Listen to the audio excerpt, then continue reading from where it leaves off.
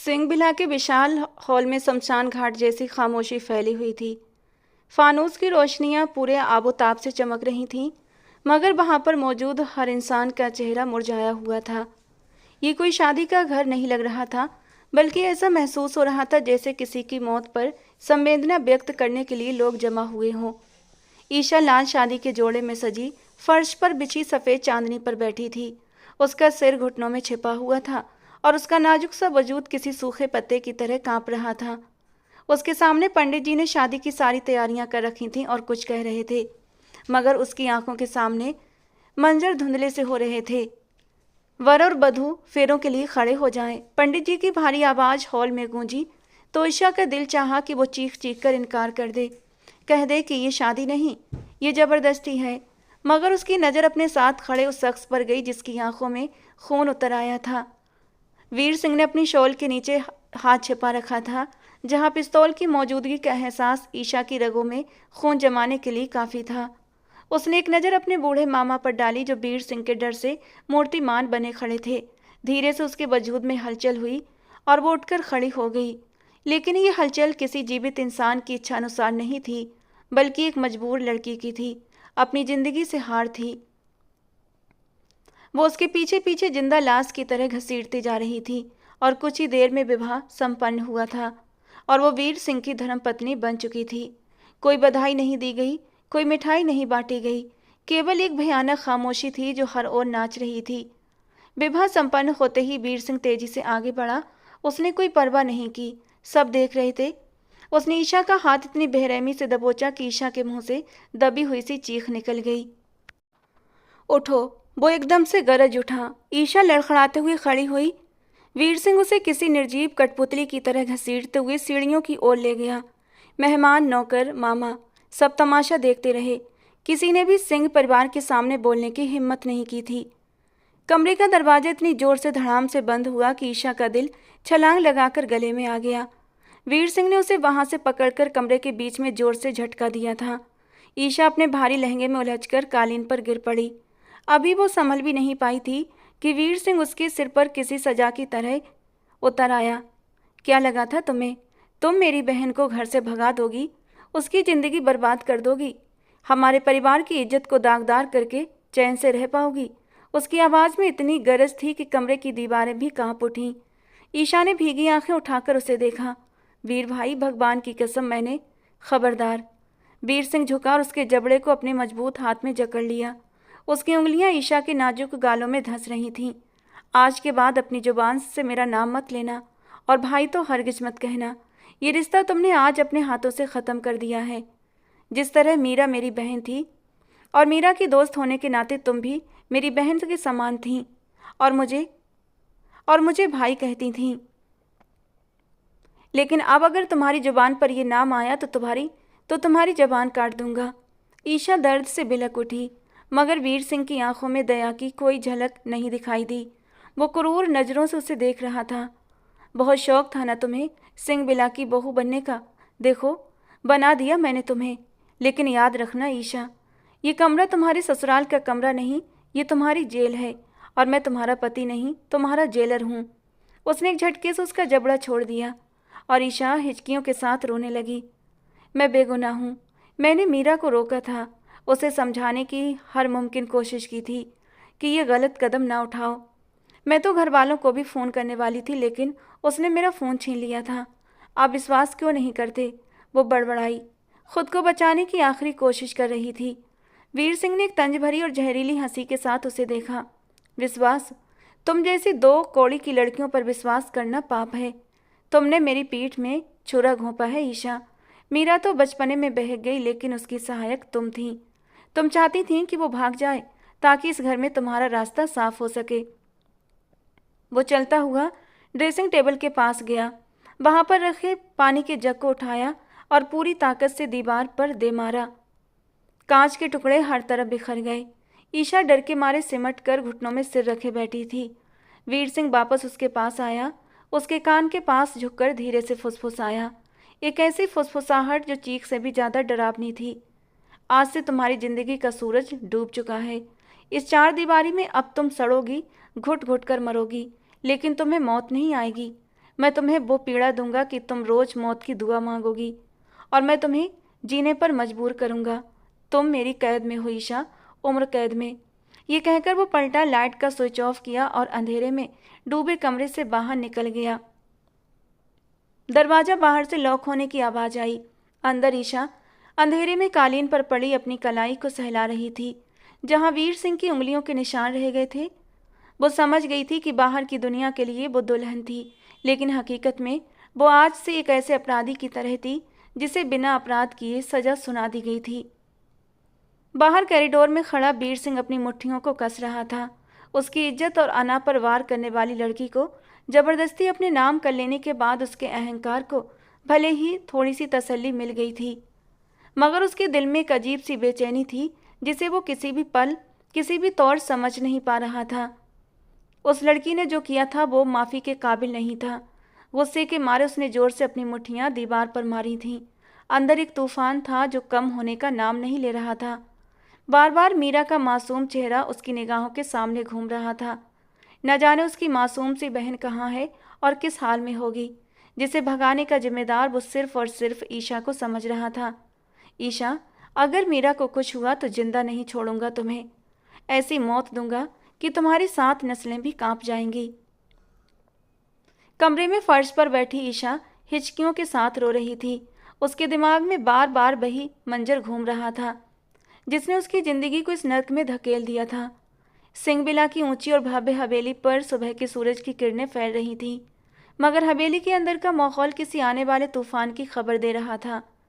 यह हवेली शहर के सबसे प्रभावशाली और अमीर व्यक्ति वीर सिंह की थी, जिसके नाम से ही लोग कांपते थे। उसकी मौजूदगी में ऊंची आवाज में सांस लेना भी जुर्म माना जाता था।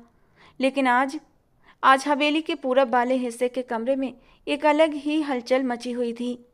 मीरा, भगवान के लिए ऐसा मत करो, वीर भाई हम सबकी जान ले लेंगे, ईशा ने कांपती आवाज में कहते हुए मीरा का हाथ थाम लिया था, जो जल्दी जल्दी अपने कपड़े बैग में ढूंस रही थी। मीरा, जो वीर सिंह की इकलौती और सबसे प्यारी बहन थी, उसने झटके से अपना हाथ छुड़ाया। उसकी आंखों में बगावत और जुनून जल रहा था। तुम हटो रास्ते से ईशा, मैं इस कैद खाने में अब एक पल भी नहीं रह सकती। भाई की पाबंदियां, उनके आदेश, उनका अहंकार, मेरा दम घुटता है यहाँ पर।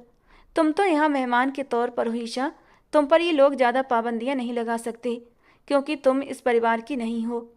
लेकिन मैं अब इनकी पाबंदियां और नहीं सह सकती।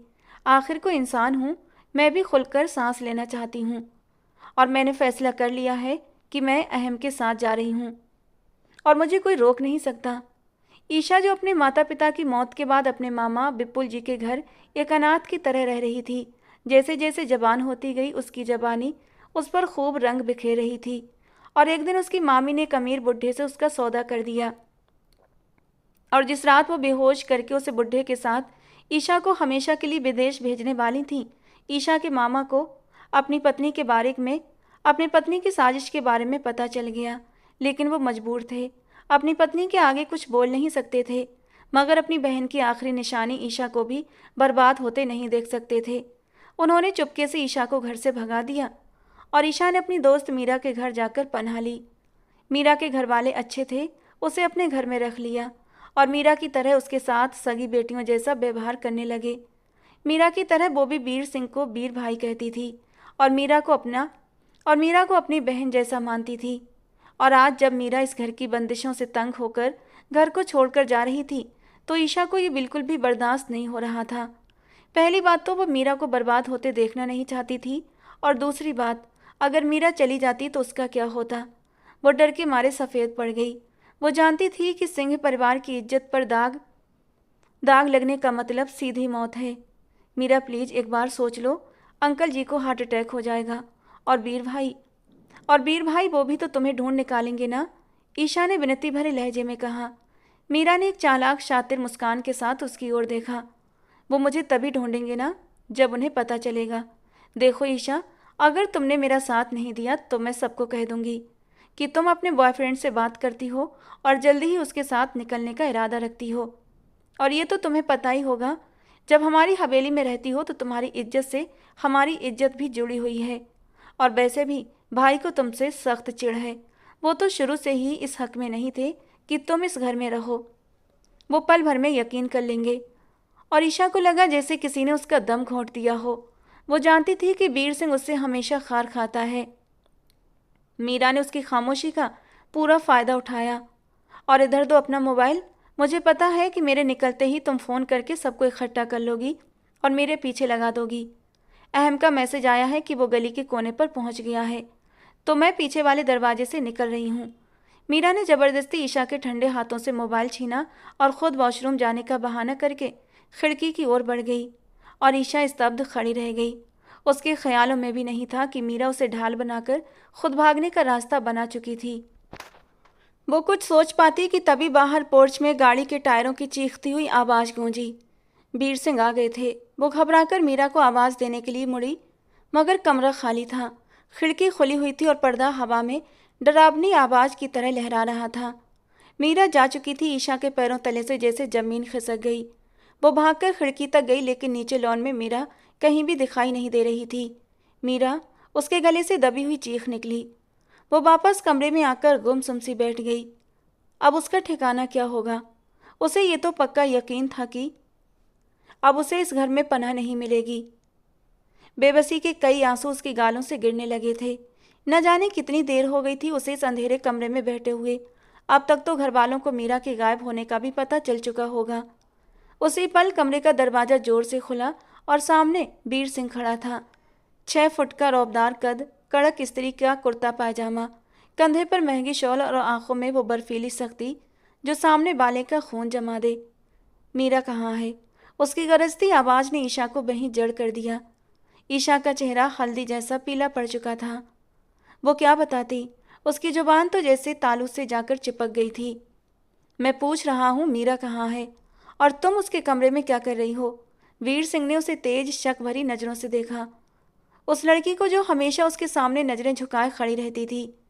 उसी समय ईशा के हाथ में पकड़े मीरा के फ़ोन पर वीर सिंह की नज़र पड़ी, जिसे जल्दबाजी में जाते हुए शायद मीरा भूल गई थी और ईशा का फ़ोन अपने साथ ले गई थी।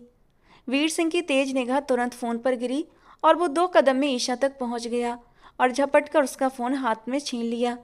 स्क्रीन पर एक नंबर चमक रहा था और एक मैसेज लिखा था, जान, मैं पिछली गली में हूँ, जल्दी निकलो वरना वो तुम्हारा जल्लाद भाई पहुंच जाएगा। ये मैसेज अहम की तरफ से किया गया था। वीर सिंह के चेहरे पर एक पल के लिए ऐसी खामोशी छा गई जैसे तूफान से पहले का सन्नाटा। उसकी कनपटी की नसें उभर आईं। उसने धीरे धीरे नज़र उठाकर ईशा को देखा। उसकी आंखें अब मानवीय नहीं थीं बल्कि अंगार बन चुकी थीं। ये ईशा एकदम सफाई देने लगी, मगर शब्द उसका साथ छोड़ गए। तो ये चल रहा है इस घर में। वीर सिंह की आवाज़ धीमी थी लेकिन बेहद खतरनाक। तुम मेरे घर में रहकर, मेरे टुकड़ों पर पलकर, मेरे ही घर की इज्जत में सेंध लगा रही हो। किसे बुलाया है तुमने? कौन है ये? वो शेर की तरह दहाड़ा था और ईशा का हाथ पकड़ लिया। नहीं वीर भाई, ये मेरा नहीं, ये मीरा का फ़ोन है। वो चली गई है। ईशा रोते हुए चिल्लाई। झूठ मत बोलो। एक जोरदार थप्पड़ ईशा के गाल पर पड़ा था और वो लड़खड़ाकर बिस्तर पर गिर पड़ी। मीरा पूरे घर में नहीं है, मैं अभी अभी देख कर आया हूँ। तुमने उसे भगाया है ना? बताओ कहाँ भेजा है उसे, या तुम खुद जाने की तैयारी कर रही थी और वो बेचारी तुम्हें रोकने की कोशिश कर रही थी? वीर सिंह का दिमाग झंझना गया था। उसे बस इतना दिखाई दे रहा था कि मैसेज पर जल्लाद भाई लिखा था। फ़ोन ईशा के हाथ में था और मीरा गायब थी। शक की सुई सीधे ईशा पर घूम गई थी, क्योंकि मीरा हमेशा वीर सिंह के सामने मासूम बनकर रहती थी, जबकि ईशा को वो बेबाक समझता था। वो अहम के साथ गई है। मैंने उसे रोका था, मेरा विश्वास करें। ईशा हिचकियों के साथ बता रही थी, मगर वीर सिंह की समझ पर गुस्से का मोटा पर्दा पड़ चुका था। अगर मीरा घर से बाहर कदम निकाल चुकी है तो इसका जिम्मेदार सिर्फ तुम्हें ठहराऊंगा मैं। तुमने उसे उकसाया होगा। तुम जैसी घटिया नस्ल की लड़कियों का यही काम होता है, अमीर घर की लड़कियों को मूर्ख बेवकूफ़ बनाना। वो उसे बालों से पकड़कर खींचते हुए लॉन्च में लाया। घर के नौकर और निकुंज सिंह चिंतित होकर बाहर आए थे। ये क्या हो रहा है वीर सिंह? निकुंज सिंह ने बेटे के पागलपन भरे रूप को देखकर पूछा। पूछिए इससे पापा, पूछिए इससे कि हमारी इज्जत कहाँ है, मीरा कहाँ है। उसने ईशा को फर्श पर झटका दिया। तभी एक गार्ड दौड़ता हुआ आया। साहब जी, छोटी बिटिया को एक लड़के के साथ गाड़ी में बैठते देखा है गेट कीपर ने। और यह खबर बम बनकर गिरी थी। वीर सिंह ने खौफनाक और भयानक नज़रों से ईशा को घूरा। देखा तुमने, तुम सफल हो गई ना। मेरी बहन को भगाया तुमने ताकि तुम अपना रास्ता साफ कर सको, या शायद इसलिए कि तुम मुझसे, हमारे परिवार से अपनी असफलताओं का बदला लेना चाहती थीं। जलती थी ना हमारे परिवार की खुशियों से, क्योंकि ये खुशियां तुम्हें नसीब नहीं हुई थी, और आज तुमने हमारे परिवार की खुशियों को आग लगा दी। ईशा जोर जोर से सर हिला रही थी। आंसू उसके गालों को भिगो रहे थे। गाल पर पड़े थप्पड़ का निशान साफ उभर आया था। मैंने कुछ नहीं किया, तुमने उसे हवा दी है। तुम इस जुर्म में बराबर की हिस्सेदार हो, और अब सजा भी तुम ही पाओगी। वीर सिंह की आवाज़ फैसला सुना चुकी थी। कौन सी सजा? निकुंज सिंह ने घबराए हुए अंदाज में पूछा। बदले की सजा पापा। हमारी इज्जत गई है, अब इसकी कीमत ये लड़की चुकाएगी। मीरा तो जब मिलेगी तब मिलेगी, लेकिन ये जो घर में मौजूद आस्तीन का सांप है ना, इसे मैं जाने नहीं दूंगा। उसने कमर से पिस्तौल निकाली और ईशा का पूरा शरीर कांप उठा। पंडित जी को बुलाइए, अभी और इसी वक्त। वीर सिंह का आदेश पत्थर पर खुदा हुआ था। वीर, होश में आओ, गुस्से में फैसले मत लो। निकुंज सिंह ने उसे रोकना चाहा। अगर आप चाहते हैं कि मैं इसे जिंदा दफन कर दूं तो मुझे मत रोकिए पापा, वरना पंडित जी को बुलाइए। मैं इसे अपनी कैद में रखूंगा। इसे पत्नी नहीं, अपनी इज्जत का खरीदार बनाकर रखूंगा। ये रोज मरेगी और रोज जिएगी। जो कुछ इसके बाद हुआ वो ईशा के लिए किसी खूनी डरावने सपने से कम नहीं था। आधे घंटे के अंदर पंडित जी आ चुके थे। घर का माहौल शोक में डूबा हुआ था। ईशा को जबरदस्ती लॉन्ज में बिठाया गया। उसके आंसू सूख चुके थे, बस आंखों में पत्थर की सी जमावट थी। उसे पता था कि अब उसकी जिंदगी कैसे आदमी के हवाले की जा रही है जो उसे इंसान भी नहीं समझता। फेरे हुए, मजबूरी के फेरे, जिसमें उसका हाँ उसकी आत्मा को कुचल कर निकला था। कमरा लॉक करके जैसे ही वीर सिंह पलटा, ईशा अब भी फर्श पर गिरी हुई थी। वो धीमे नपे तुले कदमों से उसकी तरफ बढ़ा। उसके जूतों की टक टक ईशा के दिल पर हथौड़े की तरह पड़ रही थी। वो उसके पास घुटनों के बल बैठ गया। ईशा सहमकर खुद को समेट गई। वीर सिंह ने उसका चेहरा अपनी उंगलियों में जकड़ लिया। उसकी आंखों में बीरानी, जहर और अंधेरा तैर रहा था। जानती हो मैंने तुम्हें क्यों चुना? उसकी आवाज़ में फुसफुसाहट थी, मगर एक कयामत भी। क्योंकि अगर मार देता तो तुम एक ही पल में सुकून पा लेती, लेकिन मैं तुम्हें तड़पते हुए देखना चाहता हूँ। तुमने मेरी बहन को मुझसे छीना, मेरी इज्जत को मिट्टी में मिला दिया। अब तुम देखोगी कि वीर सिंह की नफरत किसी भी मोहब्बत से ज़्यादा ताकतवर होती है। ईशा ने कांपते होठों और लड़खड़ाती पलकों के साथ उसकी ओर देखा था। उसकी आंखों में सिर्फ बेबसी थी, टूटन थी, एक ऐसा दर्द जो बोल भी नहीं पा रहा था। मैंने आपकी बहन को नहीं छीना, मैंने तो सिर्फ उसे बचाना चाहा। काश आप एक बार अपनी नफरत की पट्टी हटाकर सच देख पाते। ये पहली बार था जब उसने उसकी आंखों में डालकर ये बात कही थी, और उसकी ये हिम्मत देखकर वीर सिंह के गुस्से पर तेल की तरह गिरा था। अपनी जुबान बंद रखो। तुम्हारी कोई सफाई, कोई सच्चाई अब मेरे लिए कोई मतलब नहीं रखती। तुम सिर्फ एक मोहरा हो जिसे मैं अपनी मर्जी से चलाऊंगा। उसने उसे झटके से छोड़ दिया। आज की रात तुम्हारी सुहागरात नहीं बल्कि तुम्हारी बर्बादी की पहली रात है। वो उसके सामने बैठा लाल अंगार आंखों से उसे घूर रहा था। शायद वो पीकर आया था, अपने गम को, अपने दुख को कम करने की कोशिश की थी। ईशा ने मुंह फेर लिया, और ये मुंह फेरना जैसे वीर सिंह के गुस्से को हवा दे गया। उसने कसकर ईशा के जबड़ों को दबोच लिया। तुम्हारी इतनी हिम्मत नहीं कि तुम मुझे अकड़ दिखा सको। हर रात तुम्हारी अकड़ और जिद तोड़ूंगा, तुम्हें अपने बिस्तर की शोभा बनाऊंगा, लेकिन मेरे दिल में, मेरी जिंदगी में कभी शामिल नहीं हो सकोगी। वो बेदर्दी से उसके नाजुक होठों पर झुका था। इतनी शिद्दत से उसे तकलीफ दे गया कि वो तड़प उठी थी। खून की कुछ बूंदें उसके नाजुक होठों से छलक उठी थीं। उसकी आंखों का जुनून देखकर वो डर गई, लेकिन वीर सिंह अपने होश में कहाँ था। कंधों से पकड़कर उसे बेड पर बिठाया था, लेकिन उंगलियां उसके कंधों में धंसी जा रही थीं। बड़ी बेदर्दी से उसने ईशा को हर चीज़ से आज़ाद किया था। उसकी नाजुकी और उसकी खूबसूरत, नरम, मुलायम, दूधिया धड़कनों को देखते वो बेकाबू हुआ था। और ईशा ने अपनी आंखें बंद कर ली थीं। बेबसी का ये हाल था कि उसने अपने आप को उस जालिम के हवाले कर दिया था। जो बेखुदी या मदहोशी में उसकी धड़कनों पर नहीं झुका था, बल्कि अपने अंदर जलती गुस्से की आग को कम करने के लिए उसके ऊपर झुका था। और उसने उसके वजूद के हर नाजुक हिस्से को बुरी तरह रौंदा था और उसने अपनी सिसकियों को अपने होठों में दबा लिया था। अपनी मनमानी करने के बाद वो उससे दूर हुआ था। अब कमरे में हल्का अंधेरा था, लेकिन उस हल्के अंधेरे में उसके दूधिया चेहरे पर चमकते आंसुओं की बूंदें साफ दिखाई दे रही थीं। लेकिन उन आंसुओं का, उन सिसकियों का वीर सिंह के पत्थर दिल पर कोई असर नहीं हुआ था। शर्ट के बटन लगाता हुआ वो पीछे हटा था। यहीं अब अंधेरे में बैठकर सोचो कि तुमने किससे टकराने की हिम्मत की है। वो खड़ा हुआ कमरे की सारी लाइटें बंद की और बाहर चला गया। कमरा काले अंधेरे में डूब गया। बाहर बारिश शुरू हो चुकी थी।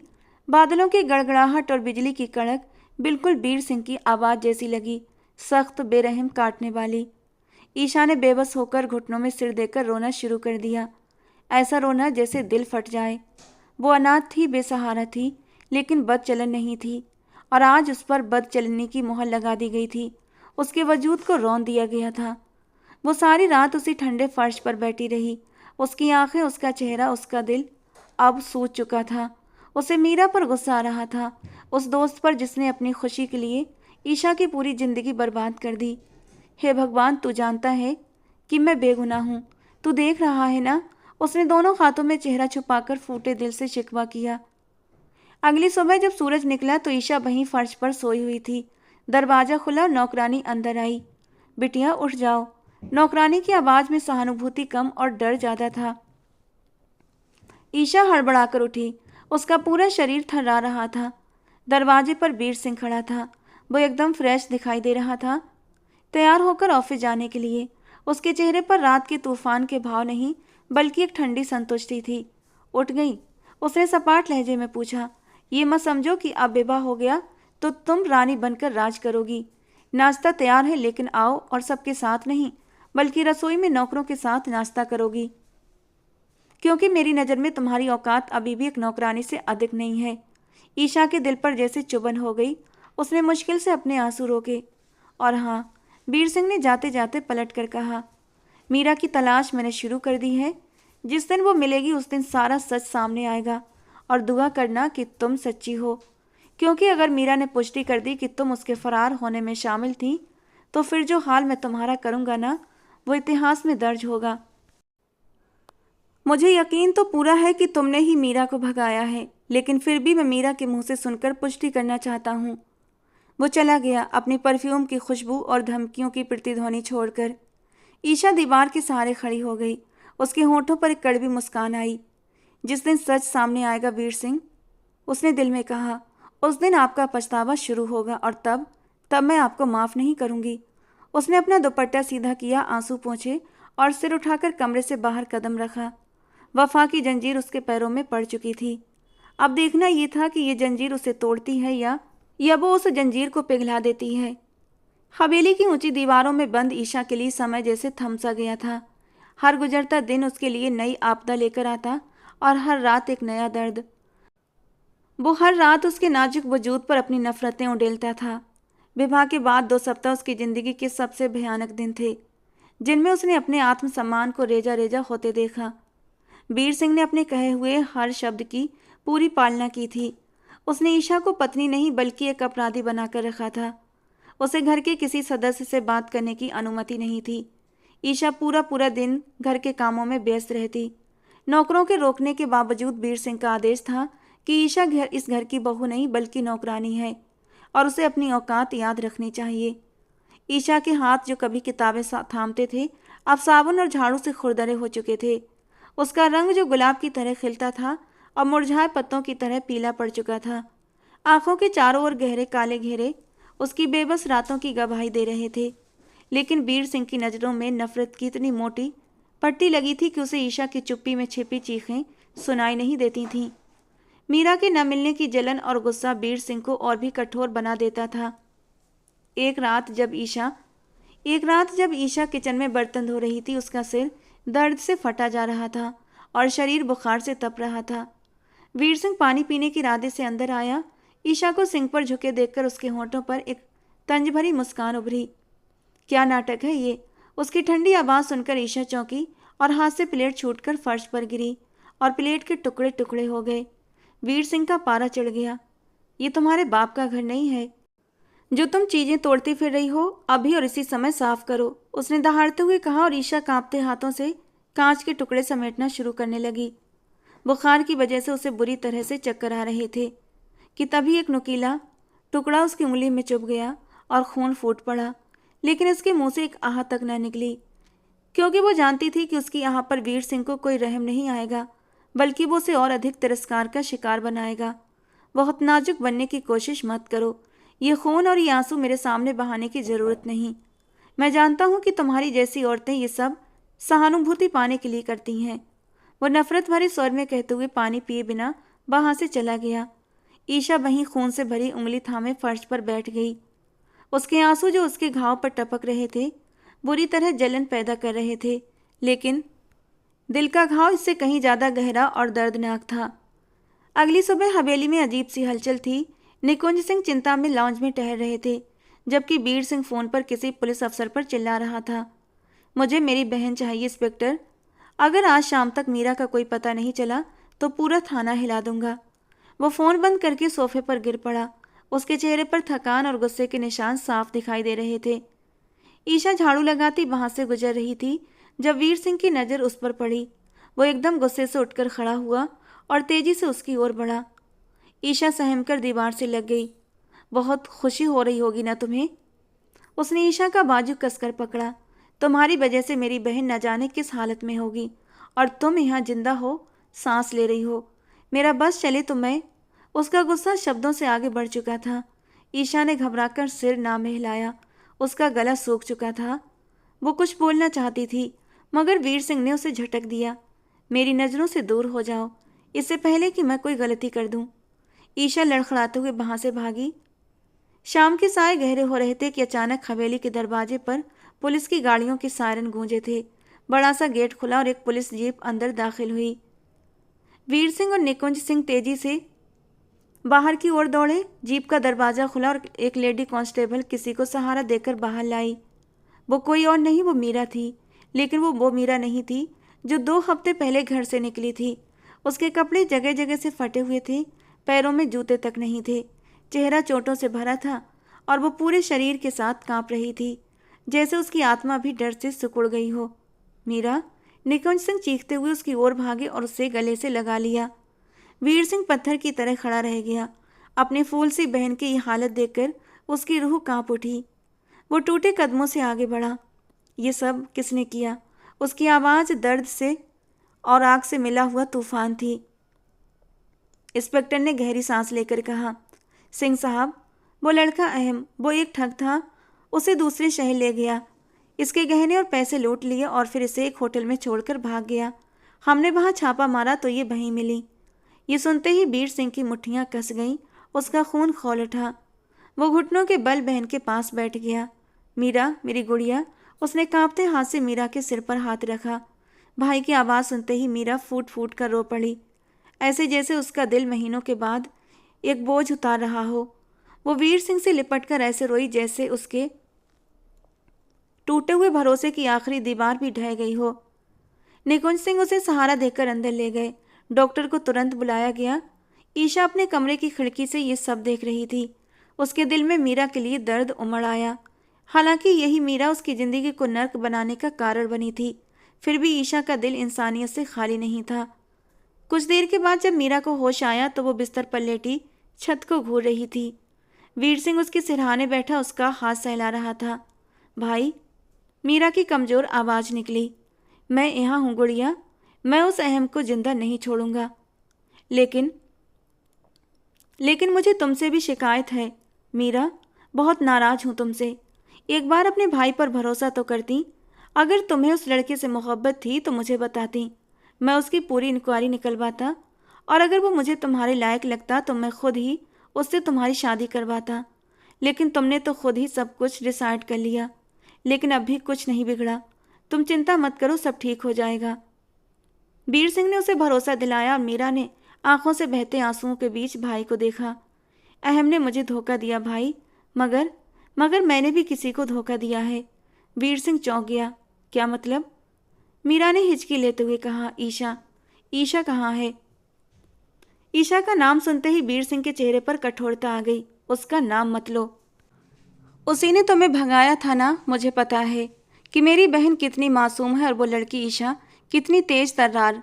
मुझे वो लड़की शुरू से ही पसंद नहीं थी। जरूर उसने ही तुम्हारे दिमाग में ये सारी खुराफात डाली होगी और वो अब अपने किए की सजा भुगत रही है। मैंने उसकी जिंदगी को एक नर्क बनाकर रख दिया है। तुम चिंता मत करो। ये सुनते ही मीरा तड़प कर उठने की कोशिश करने लगी। नहीं भाई नहीं, ये आपने क्या कर दिया? वो बुरी तरह तड़प रही थी। वीर सिंह उसे संभालने लगा। क्या हुआ मीरा? लेट जाओ।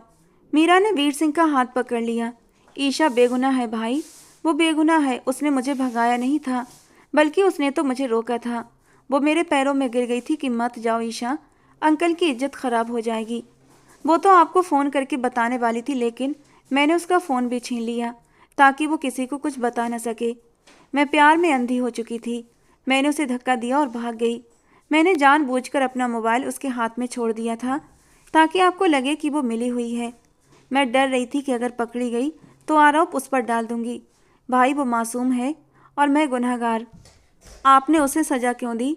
मीरा के शब्द किसी पिघले हुए शीशे की तरह वीर सिंह के कानों में घुस रहे थे। उसका दिमाग शिथिल हो गया था। पैरों तले से जमीन सरक गई। वो पत्थर का बना मीरा को देख रहा था और उसके कानों में ईशा की बही फरियादें गूंजने लगीं जो उसने शादी वाली रात की थीं। मैं बेगुनाह हूँ, मेरा विश्वास करो। ईश्वर गवाह है, मैंने कुछ नहीं किया। वीर सिंह को लगा जैसे किसी ने उसका दिल निकाल कर बाहर रख दिया हो। उसने अपने अहंकार और गुस्से में आकर एक मासूम लड़की की जिंदगी बर्बाद कर दी थी।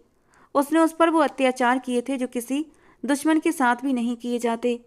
उसके हाथ कांपने लगे। उसे अपने हाथों पर ईशा का खून महसूस होने लगा।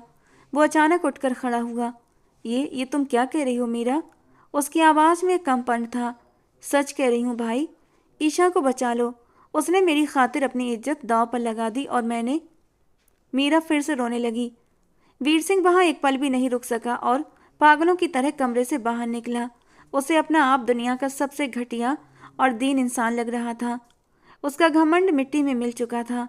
वो सीढ़ियां फांदता हुआ सर्वेंट क्वार्टर जैसे कमरे की ओर भागा जहां पर उसने ईशा को कैद कर रखा था। उसके दिल की धड़कनें बेकाबू थीं। दिमाग में सिर्फ एक ही विचार था, मुझे माफ़ कर दो ईशा, मुझे माफ़ कर दो। वो उस कमरे के दरवाजे पर पहुंचा और उसे जोर से धक्का देकर खोला। अंदर घना अंधेरा और दम घुटता माहौल था। ईशा, उसने पुकारा मगर कोई जवाब नहीं आया। उसने दीवार को टटोलकर लाइट ऑन की। सामने का दृश्य देखकर उसकी सांसें रुक गईं। ईशा ठंडे फर्श पर बेसुध पड़ी थी। उसका चेहरा आग की तरह लाल दहक रहा था। वो बुखार में बुरी तरह तप रही थी। वीर सिंह भागकर उसके पास पहुंचा और उसे अपनी बाहों में उठा लिया। उसका शरीर मानो अंगारों की तरह जल रहा था। ईशा, आंखें खोलो। वीर की आवाज़ भर्रा गई थी। ईशा ने आधी खुली धुंधली आंखों से उसे देखा। उसे लगा जैसे वीर उसे फिर से मारने आया हो। मत मारिए प्लीज़, मैंने कुछ नहीं किया।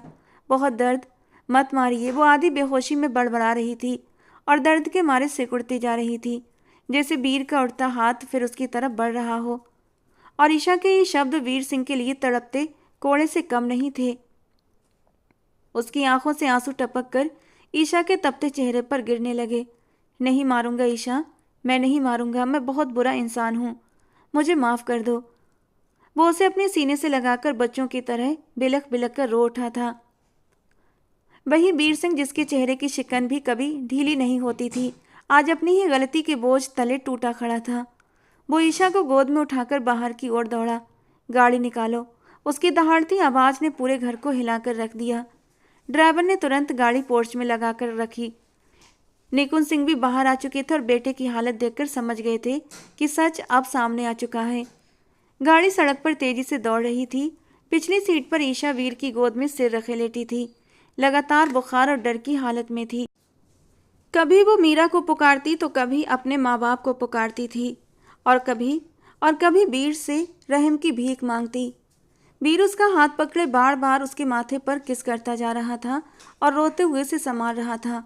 बस थोड़ा और ईशा, बस थोड़ा और, हम अस्पताल पहुंचने वाले हैं। मैं हूं ना, मैं तुम्हें कुछ नहीं होने दूंगा।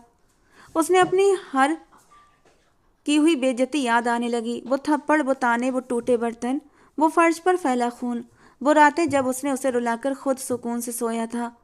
वीर सिंह को लग रहा था जैसे वो खुद को गोली मार दे। हे भगवान, मेरी गलती को माफ़ कर दो, इसे बचा लो, इस मासूम को बचा लो। अगर इसे कुछ हो गया ना तो मैं खुद को कभी माफ़ नहीं कर पाऊंगा। वो दिल ही दिल में भगवान जी से प्रार्थना कर रहा था। अस्पताल पहुंचते ही वो मीरा को लेकर इमरजेंसी वार्ड की तरफ दौड़ा। डॉक्टर, डॉक्टर, उसकी आवाज़ से पूरा अस्पताल गूंज उठा। डॉक्टर और नर्स स्ट्रेचर लेकर आए और ईशा को उस पर लिटाया। डॉक्टर ने ईशा की नब्ज देखी और फिर गंभीरता से वीर सिंह को देखा। इनका बुखार दिमाग तक पहुंच चुका है और शरीर में पानी की बहुत कमी है। इनकी हालत बहुत चिंताजनक है। आपने लाने में बहुत देर कर दी मिस्टर सिंह। डॉक्टर के शब्द वीर सिंह के दिल पर हथौड़े बनकर गिरे थे। जो भी करना है करे डॉक्टर, लेकिन मुझे ये जिंदा चाहिए। दुनिया का जो भी इलाज करना है करें और पैसों की चिंता मत करें, बस इसे बचा लें। वीर ने डॉक्टर का हाथ पकड़ लिया। ईशा को तुरंत आईसीयू में शिफ्ट कर दिया गया। वीर शीशे की दीवार के बाहर खड़ा अंदर देख रहा था, जहां उसकी पत्नी, उसकी कैदी, जीवन और मौत की जंग लड़ रही थी। मशीनें बीप कर रही थीं और वीर सिंह अपनी ही लगाई आग में जल रहा था। ये वो पल था जब उसका घमंड पूरी तरह टूट गया था और सिर्फ पछतावा बचा था। ऐसा पछतावा जो शायद अब पूरी जिंदगी उसका पीछा नहीं छोड़ेगा। उसे पता था कि अगर ईशा बच भी गई तो क्या वो उस इंसान को कभी माफ़ कर पाएगी जिसने उसकी मासूमियत को कुचल डाला था। मगर फिलहाल सवाल माफ़ी का नहीं था, सवाल ईशा की ज़िंदगी का था। अस्पताल की सफ़ेद बिस्तर से हवेली के भव्य बेडरूम तक का सफ़र ईशा ने तय तो कर लिया, मगर जो ईशा अस्पताल गई थी वो वापस नहीं आई। वापस आने वाली लड़की एक चलती फिरती लाश थी, जिसके अंदर से आत्मा खींच ली गई थी। हवेली का नक्शा बदल चुका था। वही वीर सिंह जो कभी इस घर में अपनी आवाज़ की गड़गड़ाहट से सबको डराता था, अब ईशा के कदमों की आहट का मोहताज हो गया था। ईशा की मासूमियत साबित होने और मीरा की असली हकीकत सामने आने के बाद वीर के पैरों तले से सिर्फ जमीन ही नहीं खिसकी थी, बल्कि उसके सर से आसमान भी हट चुका था। वो दिन रात ईशा की देखभाल में लगा रहता, अपने हाथों से उसे दवा खिलाता, उसके लिए खाना लाता, यहाँ तक कि ऑफिस जाना भी छोड़ चुका था। उसे डर था कि अगर वो उसकी नज़रों से ओझल हुई तो कहीं गायब ना हो जाए। मगर ईशा का रवैया वीर के लिए मौत से भी भयानक था। वो उसे न देखती थी, न उसकी किसी भी बात का जवाब देती थी। वो घंटों घंटों खिड़की के पास बैठकर बाहर के खालीपन को घूरती रहती थी। वीर उसके सामने घंटों माफ़ी मांगता, अपने माथे को उसके पैरों में रखकर रोता, गुहार लगाता, मगर मीरा के चेहरे पर कोई असर नहीं पड़ता था। वो एकदम पत्थर जैसी हो चुकी थी, इतनी कठोर कि जिस पर न आंसू असर करते थे और न आहें। मीरा भी कई बार रोती हुई उसके पास आई थी, उससे माफ़ी भी मांगी, मगर ईशा ने उसे ऐसे देखा जैसे वो उसे पहचानती ही ना हो। ये तिरस्कार, ये ठंडापन वीर सिंह को अंदर तक झकझोर रहा था। एक रात वीर सिंह उसके लिए खाना लेकर कमरे में आया। ईशा जैसे हमेशा खिड़की में बैठी बाहर देख रही थी। वीर सिंह ने ट्रे मेज पर रखी और हिम्मत जुटाकर उसके कंधे पर हाथ रखा।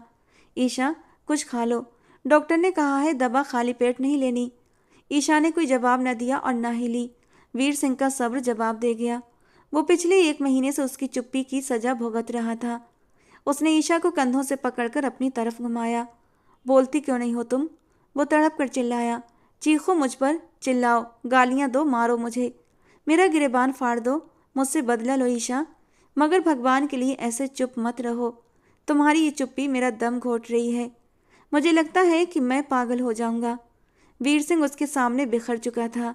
उसकी आंखों से आंसू बह रहे थे। वो उसकी प्रतिक्रिया चाहता था, चाहे वो नफरत ही क्यों ना हो। मगर ईशा ने अपनी खाली और वीरान आंखों से उस इंसान को देखा जो अब उसका अपराधी कम और भिखारी ज़्यादा लग रहा था। उसके होंठ हिले और बहुत दिनों बाद आज उसकी आवाज़ निकली, इतनी ठंडी और सपाट कि कमरे का तापमान घट गया। वीर सिंह, मरे लोग बोलते नहीं हैं। आपने जिस ईशा से शादी की उसे आप उसी रात मार चुके थे। अब आप लाश से बात कर रहे हैं और लाशें न बदला लेती हैं और न माफ़ करती हैं, वो बस चुप रहती हैं। ईशा के ये शब्द वीर सिंह के सीने में खंजर की तरह गड़ गए थे। वो लड़खड़ाकर पीछे हटा। उसके पास कहने को कुछ भी नहीं बचा था। ईशा ने उसे जीवित दफना दिया था। वीर सिंह कमरे से निकल गया क्योंकि वो उसकी आंखों में अपनी मौत का दृश्य और नहीं देख सकता था। दिन ऐसे ही रेंगते रहे। ईशा अपनी दुनिया में बंद थी कि प्रकृति ने उसे एक और झटका दिया। पिछले कुछ दिनों से उसे अपने शरीर में अजीब भारीपन महसूस हो रहा था। चक्कर आना और मतली होना आम हो गया था और वो समझ गई थी कि क्या मामला है। उसने घर में मौजूद प्रेगनेंसी किट से टेस्ट किया और परिणाम पॉजिटिव देखकर वो वॉशरूम के ठंडे फर्श पर बैठ गई। वो उम्मीद से भरी थी। उस व्यक्ति की संतान उसके अंदर पल रही थी जिसने उसकी इज्जत को अपने अहंकार के रेत में कुचला था। एक पल के लिए उसका दिल चाहा कि वो चिल्लाए और रोए, मगर फिर एक डर ने उसे जकड़ लिया। वीर सिंह का वो एक शब्द कानों में गूंजा, तुम जैसी दो कौड़ी की औरतें। और उसे लगा कि अगर वीर सिंह को इस बच्चे का पता चला तो या तो वो उसके चरित्र पर फिर से शक करेगा या इस बच्चे को उससे छीन लेगा। सिंह परिवार का वारिस होने के नाते वो इस बच्चे को अपने पास रख लेगा और ईशा को दूध से मक्खी की तरह निकाल फेंकेगा, या शायद उस बच्चे को अपने अहंकार की भेंट चढ़ा दे। ईशा ने निर्णय कर लिया, वो अपनी संतान को इस जंजीर का हिस्सा नहीं बनने देगी। वो इस बच्चे को वीर सिंह का साया भी नहीं पड़ने देगी। ये बच्चा सिर्फ उसका है। वो इसे लेकर दूर चली जाएगी, बहुत दूर। और फिर वो रात बहुत भयानक थी। आसमान पर काले बादल छाए हुए थे और मूसलाधार बारिश हो रही थी। हवेली के सभी लोग गहरी नींद में थे। वीर सिंह भी सोफे पर सिर टिकाए सो रहा था, या शायद सोने का नाटक कर रहा था, क्योंकि उसे अब बिस्तर पर नींद नहीं आती थी। ईशा ने अपने कुछ कपड़े एक छोटे से बैग में डाले। उसने कोई आभूषण या कीमती चीज हाथ में नहीं ली थी। उसने अपनी उंगली से वो अंगूठी उतारी जो शादी की रात वीर सिंह ने जबरदस्ती उसकी उंगली में पहनाई थी, और उस अंगूठी को ड्रेसिंग टेबल पर उतार कर रख दिया। ये इस रिश्ते के खत्म होने का ऐलान था। उसने एक आखिरी नज़र सोते हुए वीर सिंह पर डाली। उसके दिल में अब नफरत नहीं थी, सिर्फ एक खालीपन था, ऐसा खालीपन जो कभी भर नहीं सकता था। मैं जा रही हूँ वीर सिंह, आपको आपके पछतावों के साथ अकेला छोड़कर। शायद यही आपकी असली सजा है, उसने दिल में कहा और धीरे कदमों से कमरे से बाहर निकल गई। वो हवेली के हर कोने से परिचित थी। पिछले दरवाजे का लॉक खोलते हुए उसके हाथ एक पल के लिए कांपे थे, मगर पेट में पल रही नन्ही सी जान का एहसास उसे हिम्मत दे गया था। वो बारिश में भीगती हुई बाहर निकल गई। ठंडी हवा के थपेड़े उसके शरीर से टकरा रहे थे, मगर वो रुकी नहीं। वो अंधेरे में खो जाना चाहती थी। सड़क पर चलते हुए उसने पीछे मुड़कर एक नज़र उस भव्य महल को देखा था जो उसके लिए नर्क साबित हुआ था। वो एक नई दुनिया की तलाश में निकल पड़ी, जहां वो सिर्फ ईशा हो, किसी का बदला या कैदी ना हो। अगली सुबह वीर सिंह की आंख खुली तो उसे कमरे में अजीब सी वीरानी और खामोशी महसूस हुई। बारिश रुक चुकी थी, मगर हवा में ठंडक थी। उसने बिस्तर की तरफ देखा, वो खाली था। उसे लगा ईशा वॉशरूम में होगी या फिर शायद नीचे गई होगी। वो उठकर फ्रेश होने के लिए चला गया। जब वो बाहर निकला तो उसकी नज़र ड्रेसिंग टेबल पर पड़ी, जहां रोशनी में कुछ चमक रहा था। वो आगे बढ़ा और उस अंगूठी को उठा लिया। उसके दिल की धड़कन एकदम रुक सी गई। अंगूठी के नीचे कागज का कोई टुकड़ा नहीं था, कोई खत नहीं था, लेकिन वो सब समझ गया था। वो भागकर अलमारी की तरफ गया, कपड़े गायब थे। ईशा, वो चिल्लाते हुए कमरे से बाहर भागा। पूरे घर में हड़कंप मच गया, हर कमरा हर कोना खंगाला गया, मगर ईशा कहीं नहीं थी। गेटकीपर ने बताया कि पिछला दरवाज़ा खुला हुआ था। वीर सिंह बारिश के पानी से भरे लॉन में घुटनों के बल गिर गया। उसके हाथ में वही अंगूठी थी जिसे उसने सीने से लगाकर रखा। अब वो दहाड़े मार मार कर रो रहा था, मुझे छोड़कर मत जाओ ईशा, मैं मर जाऊंगा। मैं वादा करता हूँ सब ठीक कर दूंगा, वापस आ जाओ। उसकी आवाज़ हवेली की दीवारों से टकराकर वापस आ रही थी, मगर सुनने वाली तो चली गई थी। वो उसकी कैद से, उसकी दुनिया से और उसकी पहुंच से बहुत दूर जा चुकी थी। वीर सिंह जो समझता था कि वो हाकिम है, आज वो भिखारी बन चुका था। एक ऐसा भिखारी जिसका कटोरा खाली था और जिसकी प्रार्थनाएं अस्वीकार हो चुकी थीं। उसे अब सारी जिंदगी इस खाली कमरे में और इस अंगूठी के साथ बितानी थी। इंतजार की एक लंबी और एक दर्द भरी रात शुरू हो चुकी थी, जिसकी कोई सुबह नजर नहीं आ रही थी। समय का पहिया बड़ी बेरहमी से घूमता है और अपने पीछे वो निशान छोड़ देता है जो कभी नहीं मिटते। 4 साल का लंबा समय बीत चुका था। इन 4 सालों में हवेली की दीवारें और भी ऊंची और वीरान हो चुकी थीं। वीर सिंह अब वो घमंडी और अहंकारी शख्स नहीं रहा था जिसकी दहाड़ से पूरा शहर कांपता था, बल्कि अब वो एक ऐसा जिंदा लाश बन चुका था जो सांस तो लेता था मगर जिसके अंदर जिंदगी की कोई ऊर्जा नहीं रही थी। ईशा की जुदाई ने उसे राख कर दिया था। इन 4 सालों में उसने कोई ऐसा मंदिर, कोई ऐसा शहर, कोई ऐसा कोना नहीं छोड़ा था जहां उसने ईशा को खोजा ना हो। उसके बालों में चांदी उतर आई थी और आंखों के नीचे गहरे काले घेरे उसकी नींद रहित रातों और दर्दनाक पछतावों के गवाह थे। अब वो अपने बिजनेस, अपनी संपत्ति और अपनी शानो शौकत से बेपरवाह हो चुका था। उसका एकमात्र उद्देश्य सिर्फ ईशा को ढूंढना था और उसके पैरों में गिरकर अपनी आखिरी सांस लेना था। निकुंजी और मीरा उसकी ये हालत देखकर खून के आंसू रोते थे, क्योंकि वो जानते थे कि वीर सिंह को उसका अहंकार मार चुका है और अब उसकी लाश को केवल ईशा ही जीवित कर सकती थी। मगर ईशा का कहीं भी कोई नामो निशान नहीं था। दूसरी तरफ शहर के शोर शराबे से दूर एक सुहावनी वादी के एक छोटे से कस्बे में ईशा अपनी अलग दुनिया बसा चुकी थी। वो एक प्राइवेट स्कूल में टीचर थी और एक छोटे से किराए के फ्लैट में अपनी जिंदगी की पूरी पूंजी अपने 2.5 साल के बेटे रोहन के साथ रह रही थी। इन 4 सालों ने ईशा को भी बदल दिया था।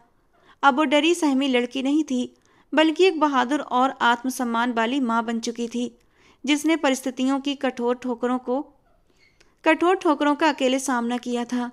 उसने रोहन की परवरिश में कोई कसर नहीं छोड़ी थी, मगर वो जानती थी कि रोहन की आंखों में जो सवाल हैं उनका जवाब उसके पास नहीं है।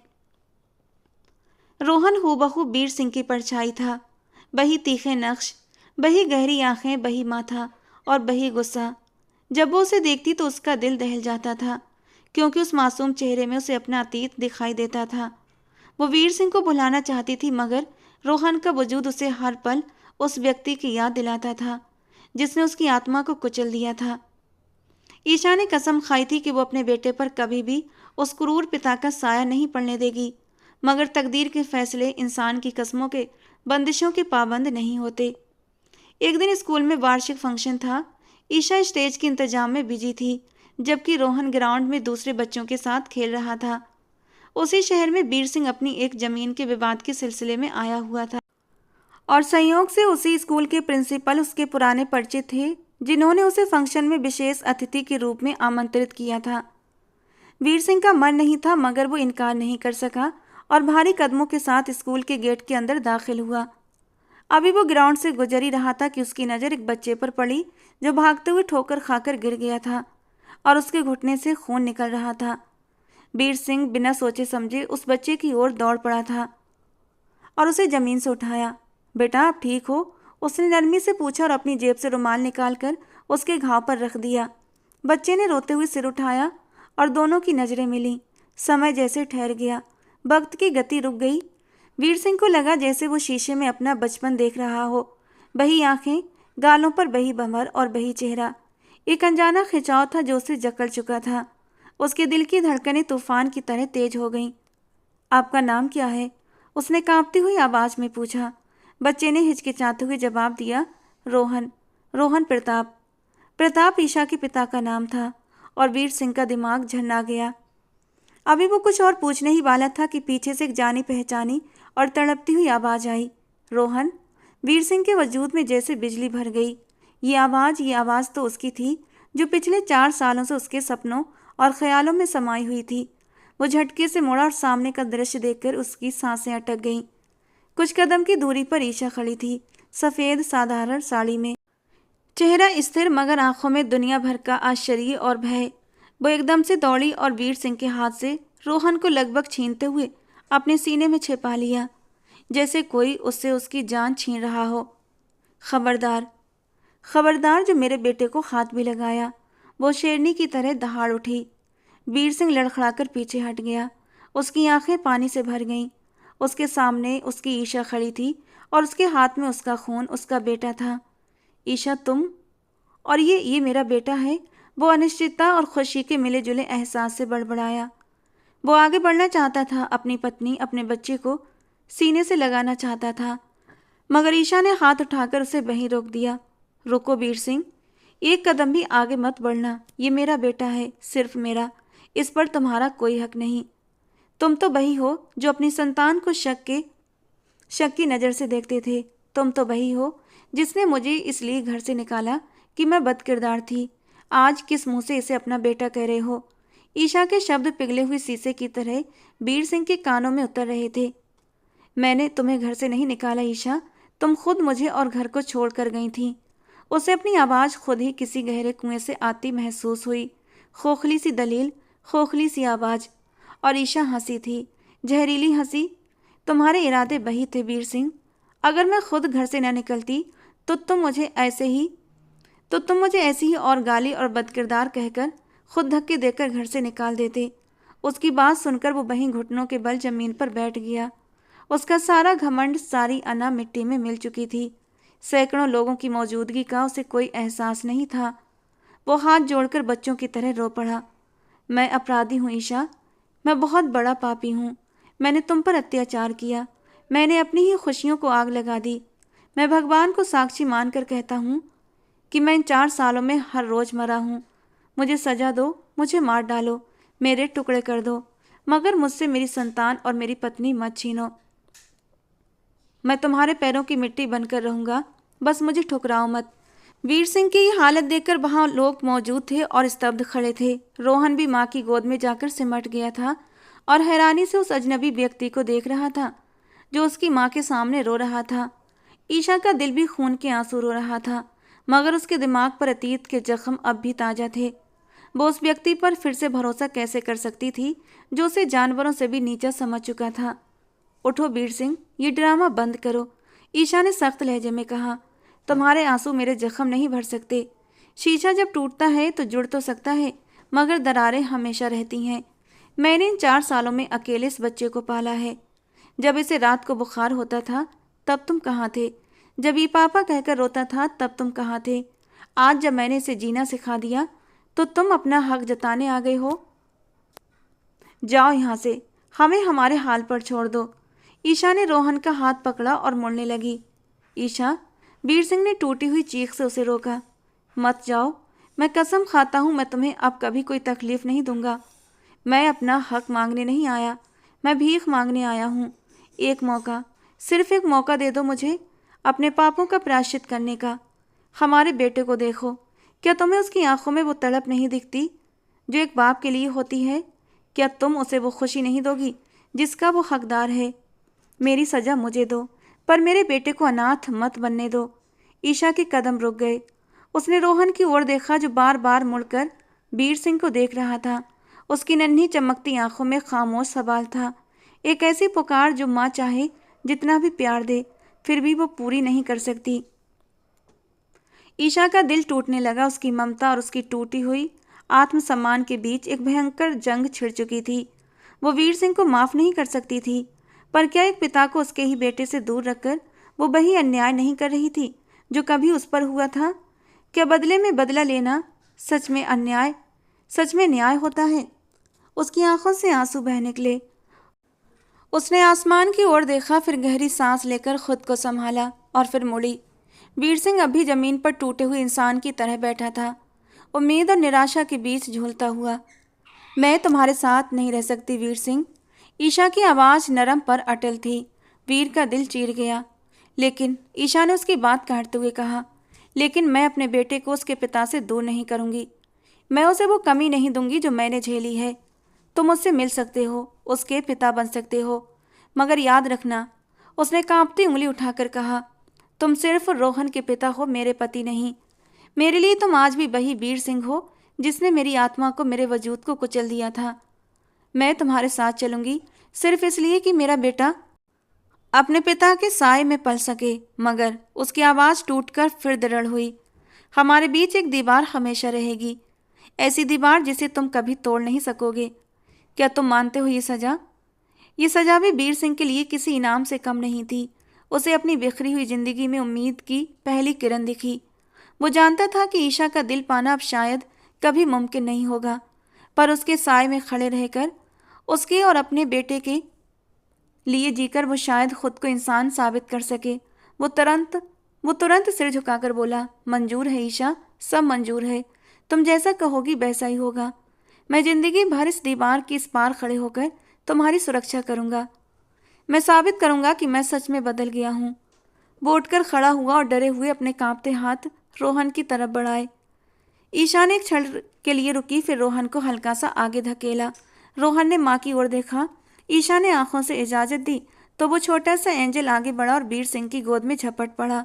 वीर सिंह ने उसे कसकर पकड़ा और बेकाबू होकर रो पड़ा। ये आंसू पछतावे के आंसू भी थे और आभार के भी। शाम के समय जब भी गाड़ी में लौट रहे थे, दृश्य कुछ ऐसा था कि रोहन वीर सिंह की गोद में सिर रखकर सो रहा था और वीर सिंह ड्राइविंग सीट पर बैठकर बार बार उसे देख रहा था, जैसे यकीन कर रहा हो कि ये सपना नहीं है। ईशा पिछली सीट पर बैठी खिड़की से बाहर तेजी से गुजरते हुए पेड़ों को देख रही थी। गाड़ी में चुप्पी थी, लेकिन अब ये चुप्पी भयभीत नहीं थी। वीर सिंह के बैक व्यू मिरर से ईशा को देखा। उसकी आंखों में अब हुकूमत नहीं थी, बल्कि एक विनम्रता और आत्मसमर्पण था। वो जानता था कि आगे का सफ़र लंबा और कठिन है। टूट चुकी वफा की जंजीर को फिर जोड़ा गया था, लेकिन इस बार उसमें प्यार की कड़ियाँ नहीं थीं, बल्कि समझौते और त्याग की कड़ियाँ थीं। ईशा ने उसे माफ़ नहीं किया था, बल्कि उसे एक मौका दिया था कि वो इंसान बन सके। वीर सिंह ने दिल ही दिल में वचन लिया कि वो अपनी बाकी ज़िंदगी ईशा के इस एहसान का बदला चुकाने में बिताएगा। वो उसे इतना प्यार और सम्मान देगा कि शायद किसी दिन किसी मोड़ पर उसके दिल की बर्फ़ पिघल जाए, और अगर ना भी पिघली तो वो उसकी नफ़रत को भी अपनी किस्मत मानकर स्वीकार करेगा, क्योंकि यही उसका प्रायश्चित था और यही वफा की जंजीर की मांग थी कि इंसान अपनी गलतियों का बोझ खुद उठाए और वफा निभाए, चाहे बदले में उसे कुछ मिले या न मिले। गाड़ी अपनी मंजिल की ओर बढ़ रही थी, जहां उनका एक नया अध्याय इंतजार कर रहा था। एक ऐसा अध्याय जिसमें प्यार मौन था, लेकिन सम्मान बोल रहा था। तो दोस्तों, आपको क्या लगता है, ये कहानी यहीं पर ख़त्म हो जानी चाहिए या फिर इस कहानी का दूसरा भाग बनना चाहिए? अगर हाँ, तो इस कहानी का एंड कैसा होना चाहिए? मतलब ईशा को वीर सिंह को माफ़ कर देना चाहिए, दोनों के बीच कुछ रोमांटिक, कुछ खट्टे मीठे से पल आने चाहिए, या फिर वीर सिंह को अपने किए की सज़ा मिलना चाहिए? अपनी राय कमेंट बॉक्स में ज़रूर देना दोस्तों। आपकी राय के अनुसार मैं कहानी को आगे बढ़ाऊंगी या फिर कहानी को यहीं पर ख़त्म करूंगी।